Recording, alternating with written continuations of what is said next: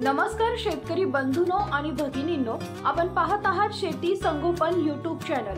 तुम्ही जर चॅनलवर नवीन असाल तर लगेच चॅनलला सबस्क्राइब करा व घंटीचे बटन दाबा, म्हणजेच आमचे नवीन व्हिडिओ लगेच तुमच्यापर्यंत पोहोचतील। या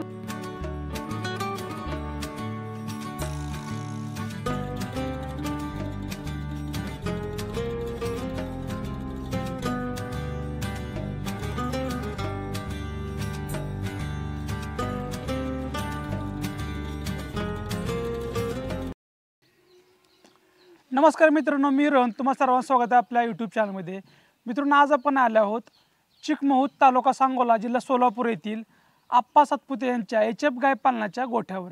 मित्रांनो, हा तालुका जर पाहायचं म्हणाल, हे गाव जर पाहायचं म्हणाल तर एकदम दुष्काळग्रस्त आहे। सध्या पिण्याचे पाण्याचं, शेतीचे पाण्याचं, तसेच गुरांसाठी लागणार जे काही पाणी आहे ते खूप दूरवरून आणायचे लागते। सध्या यांना जवळ पाण्याचं साधन नाही आहे, तरी पण अशा प्रतिकूल परिस्थितीमध्ये यांनी गाय पालनामध्ये एक तग धरून राहिलेले आहेत। यांचं जे काय यशोगाथ आहे ते आपण या व्हिडिओमधून पाहणार आहोत। मित्रांनो, अशाच प्रकारचे व्हिडिओ पाहण्यासाठी आपल्या चॅनल सबस्क्राईब करा, सबस्क्राईब बटन घंटा बटन दाबा, जेणेकरून अशाच प्रकारचे व्हिडिओ तुम्हाला पाहायला मिळतील। नमस्कार। नमस्कार। आपला परिचय? आप्पा सातपुते, चिकमहूत तालुका सांगोला जिल्हा सोलापूर। तुम्ही हा गाय पालन व्यवसाय किती वर्षापासून करताय? मी जवळजवळ 10 ते 12 वर्षापासून ही धंदा चालू ठेवला आहे। बरं, सुरुवातीला आपल्याकडे किती गाय होत्या? पहिल्यांदा माझ्याकडं 2च गायी होती, एकदम टॉप लेवलच्या होती। मग आता सध्या चालू पडले किती गायी आहेत? आता माझ्याकडे 13 गाया आणि 5 कालवडी आहेत। बरं, त्याच्यामध्ये त्या दूध देणाऱ्या गाय किती आहेत? काय त्यात दूध घेणाऱ्या गाया 7 आहेत। मग ह्या 7 गायींपासून तुमचं दिवसाचं सकाळ संध्याकाळ 2 टाइम तुमचं दूध किती निघतं? 150 लिटर निघतं। 2 टाइम 150 लिटर हा। निघतं। मग तुमच्याकडच्या गायींचं दुधाचं प्रमाण कसं आहे की एक गाय अंदाजे किती दूध निघतं तुम्हाला? आमच्या गायी साधारण देते 10 लिटर म्हणजे एका टायमाला? होय, 10-12। एक गाय 10 प्लस चालते होय चालवला? हो, 10च्या कमी नाही चालत। मग तुमच्या आता आपण गाय बघतो एकदम सुदृढ, एकदम निरोगी गाय आहेत, तर यांच्या चाऱ्यामध्ये तुम्ही चारा नियोजन काय केलं? तुमच्याकडे दुष्काळ आहे, पाण्याची खूप कमतरता आहे, तर चारा काय तुम्ही देता? आम्ही चारा म्हणजे ऊस आहे 1 एकर, नंतर घास आहे, ती घास जळून चालला आहे, तरी बी वाळला आणून ऊसन ती चिरून मोरघास मिक्स करून घालतो। मग तुम्ही अगोदर मुरघास तयार करून ठेवलेला आहे? तयार करून ठेवलेला आहे। मग आता हे जे तुमचं मिश्रण आहे की मुरघास, थोडा ऊस, थोडा घास, होय होय, हे प्रमाण किती आता किती किलो देतं अंदाजे? सरासरी 15 किलो देतो एका वेळेस, एका टायमाला? हा, एका गायला 15 किलो देतो। आणि यांच्या खुराकमध्ये काय येतं? ह्याच्या खुराकमध्ये तुम्हाला सांगतो, सरकी आहे, गुळे आहे, भरडा आहे। त्याचं प्रमाण कसं असतं? गुळी 2 शेर, भरडा 1 शेर, परत सरकी 1 वंजळ आणि खपरी 1 वंजळ, असे 3-4 आयटम असतात। सगळं मिक्स करून त्यांना खुराकमध्ये देतो तुम्ही? मिक्स मध्ये देतो।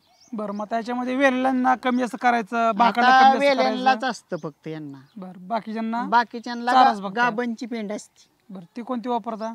ती आहे गाबांची, ती टिकाऊ आहे कंपनी तुम्हाला। बरं, ठीक आहे। आता तुम्ही हा जो मुक्त गोठा केलाय, समृद्धी पेंड वापरता गाबांची। बरं, तुम्ही हा जो मुक्त संचार गोठा केलाय, हा तुम्ही शेड तयार केले, तर ह्याला ऐकून तुम्ही किती खर्च केलेला आहे?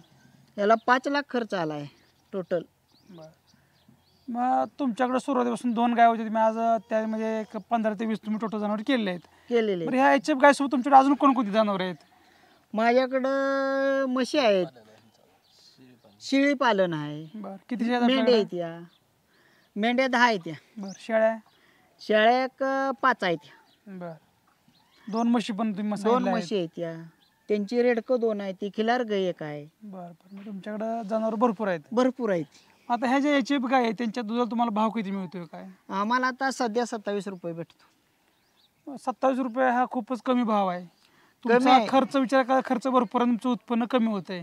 आमचा आता खर्च ज्यादा होतोय, दर कमी बसतोय, पण आम्ही मागे घेत नाही। बरोबर, कुठे तर फायदा होईल, आज दर कमी आहे, काय तर सरकार बदल होईल, थोडाफार रेट मध्ये चेंज होऊ शकतो, होईल त्यावेळेस अशा बाळगून तुम्ही सध्या या व्यवसायात तग धरून राहिले, सध्या कट काढायला लागतो। बरं, मग तुमचं एक महिन्याचं तुमचं बिल किती निघतं? महिन्याचं आपले 1 लाख रुपये निघते। बरं, खर्च वजा करता शिल्लक काय राहते? आपल्याला फक्त 30,000 राहतात। बर. खर्च वजा करून.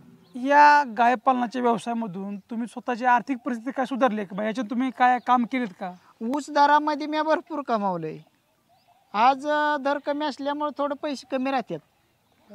ऊस दरामध्ये महिन्याला मला 1 लाख रुपये निव्वळ भेटत होतं सगळं जाऊन. बर. त्या काळात मी जवळजवळ निमी यंत्रणा नील करत आणली. या गाय पालनावर म्या बुलेट गाडी एक घेतली या पोरांना बसायला, मोरगाची मिशन आणली या, ट्रॅक्टर आणला या, 605 ट्रॅक्टर आणलाय, बर. एका पोराचं लगीन केलं, शेती डेव्हलप केली. बरं, म्हणजे सर्व काही या गाय पालनामुळे तुमची आर्थिक परिस्थिती सुधारली. या गाय पालनामुळं मला भरपूर सोर्स आला. बर. सध्या माझं वातावरण चांगलं आहे. बर.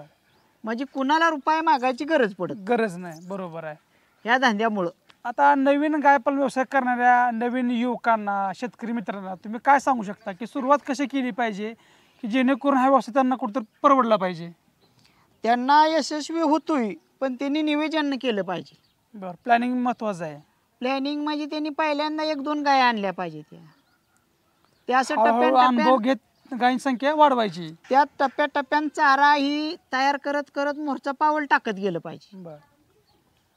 आता आपल्याकडे जे काय लहान लहान पाड्या जन्मतात तर त्याचं तुम्ही नियोजन कसं करता? पाड्यांचं नियोजन? पाड्या आपल्याकडं असते त्या काय कोणी मागितले तर त्यांना देतो तशाच. मग ज्या पाड्या तुम्ही तुमच्या शेडमध्ये ठेवणार आहेत तर हा. त्यांना तुम्ही कसं सांभाळता? त्यांना दूध किती पाजता? त्यांना दिवसाला 4 लिटर दूध असतं.